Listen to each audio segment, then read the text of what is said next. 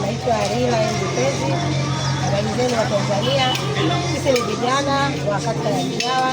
Tuko hapa katika kijiji cha Jaribu Mpakani na tuko hapa kwa ajili ya kufanya usafi katika kituo cha polisi kata ya Mjawa, na lengo kubwa ni kufanya uwekezaji wote katika kata yetu, maana unapokuwa ulinzi na usalama basi uwekezaji unakuwa kwa wingi, na sisi tunataka amani katika kata yetu, kwa amani lakini tuwekeze kwa usalama na matumaini na tija zaidi.